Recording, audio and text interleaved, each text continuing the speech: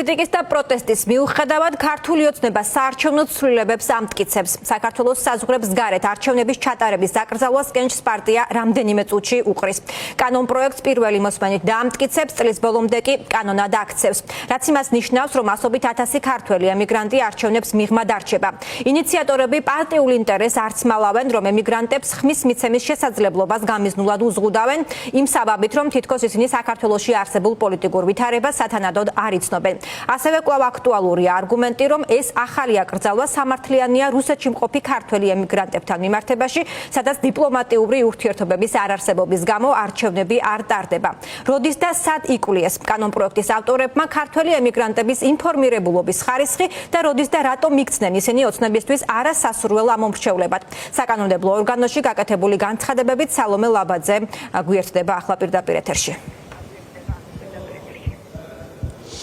ქართული ოცნება საკუთარი ინიციატივის გამართლებას დღეს სწორედ ამ არგუმენტებით ცდილობდა სხდომათა დარბაზშიც, სადაც ივანიშვილის პარტიამ პირველი მოსმენით უკვე წარმოადგინა და განიხილა საარჩევნო კოდექსში ცვლილებები და მალე მას პირველი მოსმენით დაამტკიცებს კიდეც. თუმცა როგორც ჩანს, ოცნებაში მიიჩნევენ, რომ ეს არგუმენტები იმის შესახებ, რომ მაგალითად თითქოს საზღვარგარეთ მყოფი ემიგრანტები უცხო ქვეყნების გავლენის ქვეშ ექცევიან და ასევე თითქოს მათ შორის დარღვეულია თანასწორობაც არ მუშაობს და პარტიამ ამ ინიციატივის პოზიტიურად გასაღების მიზანს მაინც ვერ მიაღწია და რადგან ასია, ახლა ივანიშვილის პარტიის წარმომადგენლებმა ემიგრანტებზე შეტევის პროცესი წამოიწყეს მათი შრომის დაკნინების გზით, რისი შესაბამისი პირველი გზავნილიც მოვისმინეთ დღეს ჩვენ ასევე სხდომათა დარბაზში დავით მათიკაშვილისგან. მან გიორგი გახარიას პარტიის წარმომადგენელს უპასუხა და სწორედ ამ შეკითხვის საპასუხოდ თქვა, რომ ემიგრანტები შრომა დაკავშირებული არაფრითაა საქართველოს ბიუჯეტთან და რომ მათგან ფინანსურ დახმარებას, ფინანსურ სარგებელს და რესურსს იღებენ მხოლოდ მათი ოჯახები და ის მაშინ, როცა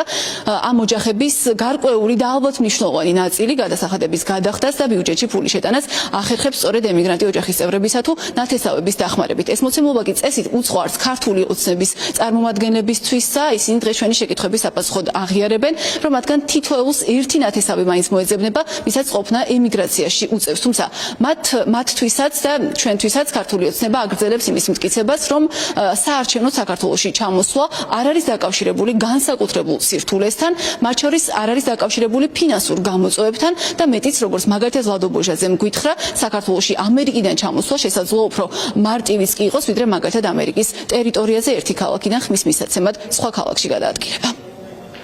ძალიან მარტივი მაგალითი იმისა, კონკრეტული მეტრაჟია დადგენილი, რომლის შიგნითაც დაუშვებელია პროპაგანდირება და აგიტაცია. ამას მინდა ადგენს უცხო ქვეყანაში, საქართველოს საელჩოში ან საკონსულოში გახსნილ საარჩევნო უბანში.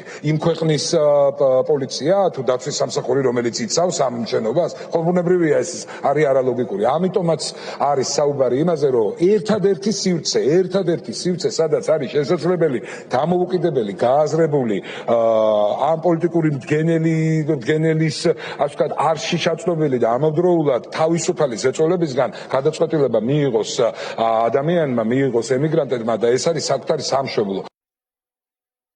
ეს არის წესი და კანონი, რომ ადამიანმა ყველა უნდა მიცეს მოქალაქე თუ ხარ საქართველოსი, ხო?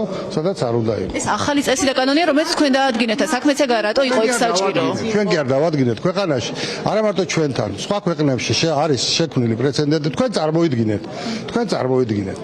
ჩვენი უცხოელი პარტნიორები ჩამოდიან სახელმწიფო მოხელეები, მაღალი ჩინოვნიკები, ჩამოდიან.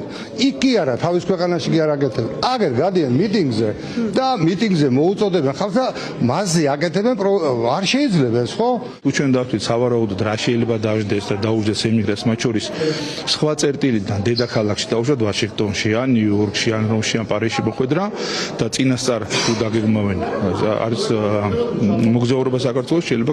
ანუ ამერიკის საზღვრების დატოვება თქვენი შეფასებით უფრო მარტივია, ვიდრე ამერიკის მაგალითად ტერიტორიაზე ერთი ადგილი და მეორე ადგილზე მისვლა ხმის მისაცემა. მხოლოდ ამერიკაზე არ მიგულისხმია, აქ შეიძლება იყოს მათ შორის ევროპული სახელმწიფოები და ასე.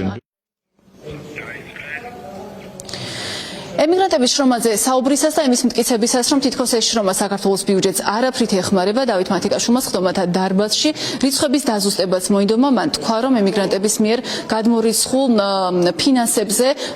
ფინანსებთან დაკავშირებით მონაცემები გაზვიადებულია და რომ სინამდვილეში საქმე გვაქვს არა 11 მილიარდთან, არამედ თანხა შეადგენს მხოლოდ 3 მილიარდ 300 მილიონ ლარს.